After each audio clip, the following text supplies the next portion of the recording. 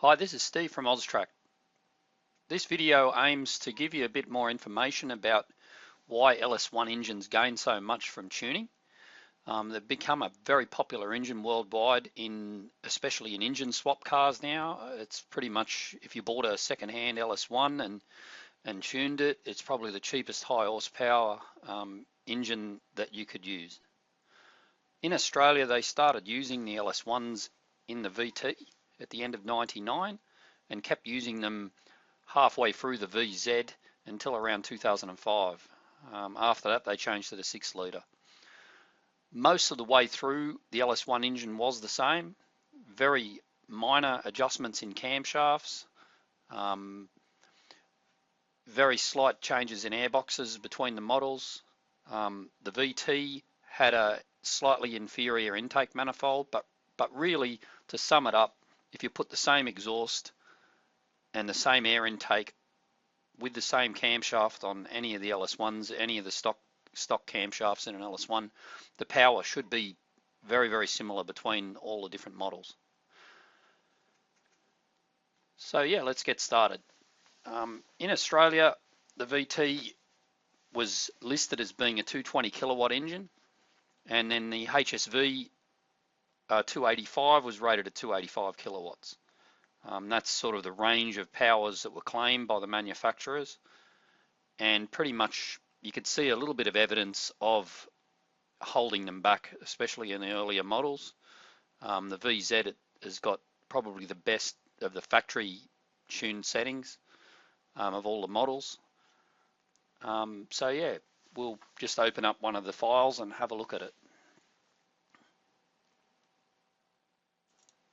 The VT original at the end of '99 was rated at 220 kilowatts, and here's its file open inside of EFI Live. If I go to the main spark table and to the high octane table, you'll see a section here in blue which has been selected from a log that's at full throttle, so it's giving you a bit of an indication of the amount of timing advance available as a maximum value on a VT LS1. There's two tables, there's a high and a low octane table, but pretty much the PCM sees any sort of knock sensor activity and learns itself between the two tables, the high to the low. So that's the high, that was the high there, and there's the low. And you'll see that the high is starting at around 14 degrees at 2200. It's probably up here at lower RPM, and then ramping itself down to around 16 to 18 degrees at 5600. If I check quickly in the fuel mixture correction, we'll see there's none happening there. And if we look in the intake air temperature correction, we'll see that pretty much once the standard airbox gets up to 60 degrees, it has numbers like -7 in there at full load. And it's got a multiplier, so it will in fact pull 7 degrees out when the standard airbox says 60 degrees intake air temperature sensor at the intake air temperature sensor. And this is one of the reasons why we gain so much from cold air intakes with intake air temperature sensors that are in the correct place, is that the standard airbox really takes a lot of timing out based on heat. So that timing values that you'd see there could be as low as 9 degrees of advance at full load, or even less if it's been seeing knock sensor activity. If we look in the requested air fuel mixture area, we'll see that these are the air fuel mixtures, and you'll see a really high RPM that it's commanding at 11.2 to 1. And because of what's called cat enrichment, which happens from repeated full load in a standard car, it could even be richer than that at high RPM.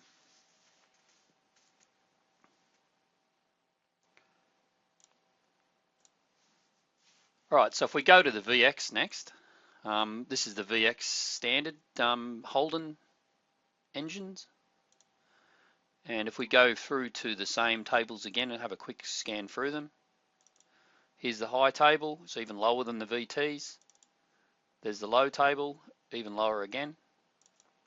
There's the intake air temperature sensor table, and if we had 60 degrees, It's saying -8, but there's a multiplier, and the multiplier is not near as active. So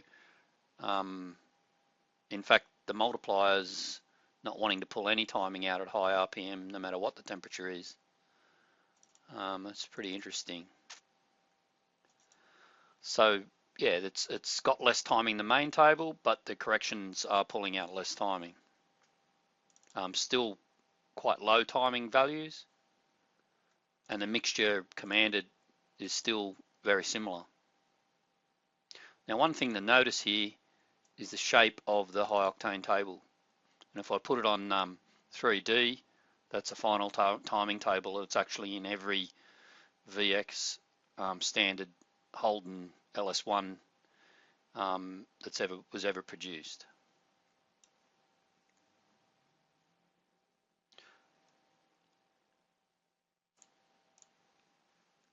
Right, if we go on to the VY, here's the VY, standard, the Holden VY. Quickly through the same tables again.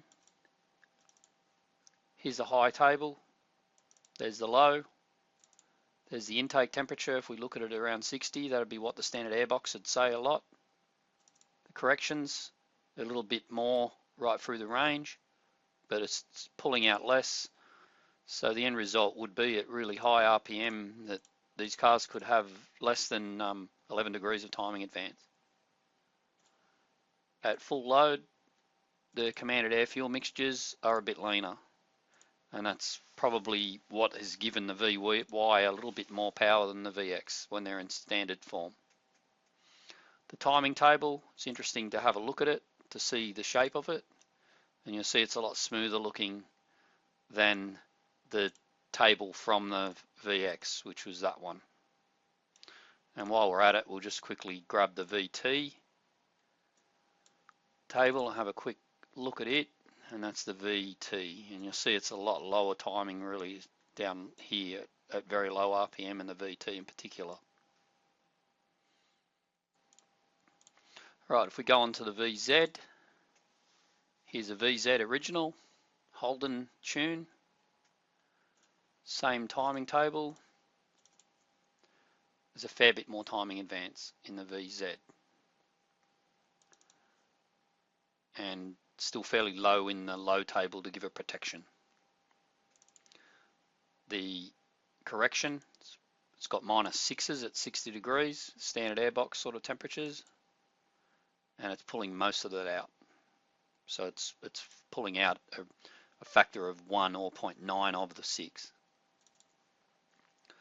So basically when the timing is being assessed, and what actually happens to the car is a combination of a few different tables, and there's nothing in the fuel mixture table. Now the commanded mixtures are once again similarly lean to the VY. So it's a little bit more timing, a little bit leaner. That's what's happened with the VZ. And the timing table itself, the shape of it, which is sort of conducive to smoothness of power delivery, there it is.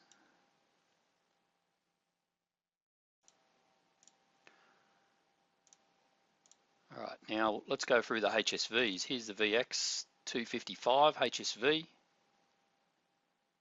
Really not that different than the normal VX. Short headers, a little bit better exhaust, and a slightly better airbox. But the engine itself is the same as a normal VX SS. Here's the high octane table. See, it's got a lot more timing advance, and it sits around the 23 degrees and holding 24 at peak power. And the load table is even higher than in the high table of a normal VX. We look at the correction table.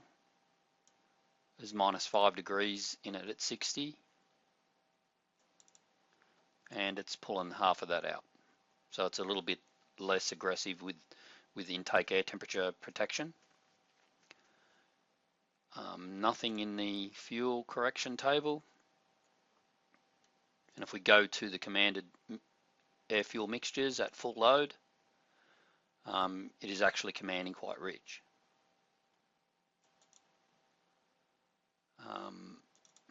Yeah, and if we have a look at it again, at the shape of this table, I think you'd be pretty amazed. There it is. The blue highlighted areas where you'd be at full throttle, and this area at the back of the mountain here is where you are when you're cruising. If we look at the tables, you can see there you'd be cruising at light load in this area. So a lot of people would comment that a VX255 standard, very weak down low, bit of pinging involved, so a lot of the time they don't live on the top table, they live on the lower table. If you put race fuel in a VX255 with a standard tune, it would probably make a good difference to it. Right, we'll go on to the 260 to start with.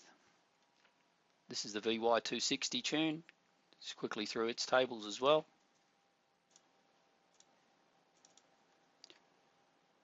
Slightly less timing than a VX. More protection, slightly lower again in the low table. 7 degrees here with a factor of half of the 7, so about 3.5 degrees is coming out at 60 degrees. And then the commanding mixtures asking lean. I mean, it can ask for 13.4 and 13.9. It doesn't mean it's going to deliver that. It could probably is asking for that and getting in the 12s. Now if I look at the shape, it's a bit of a radical change. Very smooth, and it's sort of like a hump sort of shape table almost the whole way. If we go on to the VX285, which is common for people to put in a lot of the standard cars, seeing it as a pinnacle tune. It generally has, as you'll see, it's got a lot of timing, especially through here, probably too much for the car to actually live on the top table without having a fuel better than 98. So a lot of the 285s actually live on this table or down towards this table. The timing has the ability to scale between the high and the low. So what I'm saying is that these cars are probably rarely 100% on the top table, and when they are, they're likely to be pinging even if you can't hear it. Here's the low table. Here's the intake air temperature sensor table. It's pulling out around -6 with a factor of half of that coming out or a little bit more. And here's the commanding air fuel mixture table, the flat 12.7. The shape of the table, different again. Very, very much smoothed out table. It's significantly different than all of the others if we scroll through them.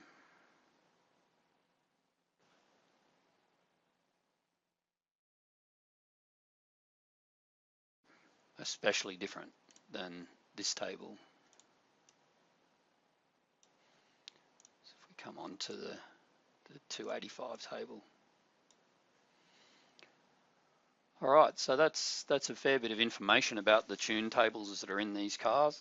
The one other thing, when a car is custom tuned, the fueling is able to be made accurate everywhere. One of the questions that a lot of people ask me about is, is a MAF-less tune better than a MAF tune? Well, when you tune with a MAF, it's just one table. It's this one. And it's just changing the values in there to get it accurate.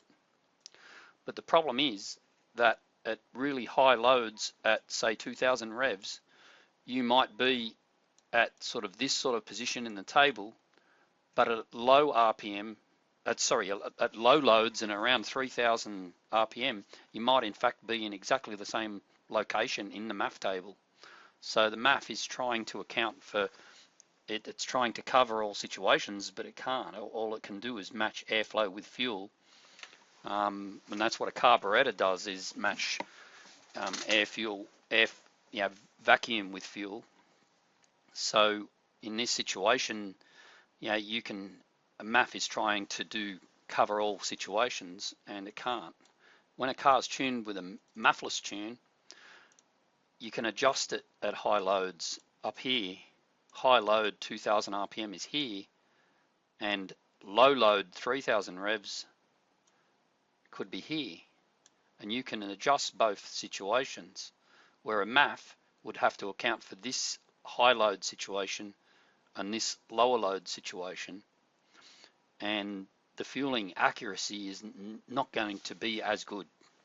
When a car is tuned MAFless with a factory operating system, the first thing that happens on the LS1s is the cars lose their top timing table, so they only ever run on the low table, and so you've got less protection unless a custom operating system is used by either HP Tuners, VCM Suite, or EFI Live. Both got high and low tables. And the other factor is that the standard operating system, when you run it MAFless, it drifts and tends to be leaner in hot weather and richer in cold weather. And with the good custom operating system that's got the numbers sorted properly in from a lot of logging, from a tuner that really knows what they're doing, has had a lot of experience with tuning these cars, you can get it so that in a MAFless tune there isn't a drift of air fuel mixtures with intake air temperature sensor.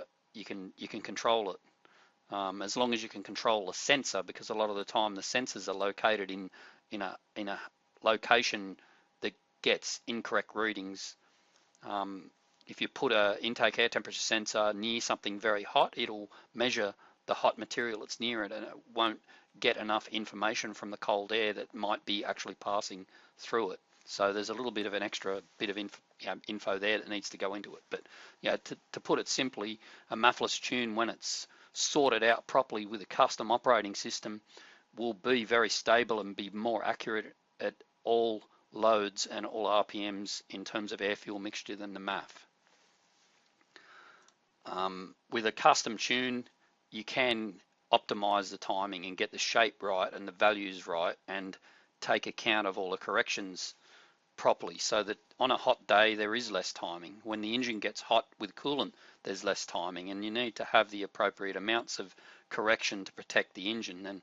And this varies from car to car. Some cars are going to need more protection than others earlier, and it really is relevant to the car and the position of the intake sensor and so on. So there's a fair bit in getting it customized, but there's plenty of scope for a custom tune of an LS1 to be much, much better than any of these files that I've shown you today. Now, just a couple of other things to throw in there. People often ask how much power gain is there from tuning an LS1. Well, we've seen on the dyno we use the highest ever result of around 265 real kilowatts, which is a pretty rare result. And there's a lot of cars that have been 20 kilowatts less than that. But this car had a standard cam and had a full exhaust, and a good full exhaust and a good over radiator. It was very, very old engine that had been probably thrashed all its life, which tends to be the type that make the most power, and it made a big number. Now, that car, if it was brought to us absolutely stock with a standard exhaust and a standard intake, it probably would have been 205 kilowatts, somewhere in that vicinity. Because the LS1s are getting on a little bit now, it could even be less than that, because the cats could be restricting more, and there's a number of things. But yeah, pretty much a lot of the LS1s will end up with a pretty good number. The ones that gain the least are the ones that probably are making the most to start with, and they're making closer to that 265 number I was talking about to start with. Some cars perform incredibly well by accident. Some of them, their fuel systems are on the way out. Maybe they're rusting out, or the pressure from the fuel system is lower, and that causes them to be accidentally leaner than normal. And when the car's asking for 11.2 and getting 12.3, it probably will be making a lot more power just purely by accident. So yeah, there are some situations that pop up where cars are making a good amount of power with a standard tune, but there's still plenty of space, as I said, for improvement in smoothness and improvement in fuel economy. People often ask me why do they improve so much in fuel economy, and it's because if you can maximize their torque at low RPM, the driver can use less throttle, and then they can also use a lower RPM in 6th gear, and there's massive gains to be had in fuel economy. A lot of the time, the data we see on, especially on VT, VXs, is gains of 15% or more from exhaust and an intake and a tune. Some cars have already got a catback, and when they put the intake and a tune on, they've seen 15 or 20%. It'd be rare that an LS1, when it's tuned, doesn't gain by at least 10% in fuel economy. Now, a couple of other things. One of the things that I've considered is upon a lot of LS1 engine owners is that their fuel injectors are getting too old now. A lot of people have got fuel injectors that are dirty, and because of that, not all your cylinders are getting the same amount of fuel. Now, if one cylinder is down by 15% in fuel, it's going to mean that that cylinder's air fuel mixtures at full load are 15% lean, and that's a massive amount to leaner to be on that cylinder. Now, that cylinder will probably ping a lot easier than the others, and because of that, if you would have a car tuned, you would need to have a lot lower timing values for timing advance in the car than if you had brand new fuel injectors in your car, or at least ones that were equally balanced from being cleaned and flow tested and so on. My suggestion for a lot of people, if they've got an LS1 and it's not making the power that you hope that it should, or not as fast as your friends, get some new fuel injectors. You can buy them from a few sources fairly cheaply. Get them fitted. You'll probably be amazed at the gains that you'll get. The same also is with standard engine pipes and standard cat converters. I mean, they're 10 years old now in a lot of cases. We've seen a fair few catalytic converters that have collapsed or are very close to being blocked up. Not enough to be severe that you would notice, but we're seeing a fair few that have got cats that are much more restrictive than they would have been when they were new. Just changing the cats and changing the injectors could gain you a lot of horsepower. Well, that's it for this video. If you want more information, you can go to our website at oztrack.com.au. A number of articles that we've produced that are at the top, a link from the top, and we'll be creating many more videos like this one. Thanks for listening.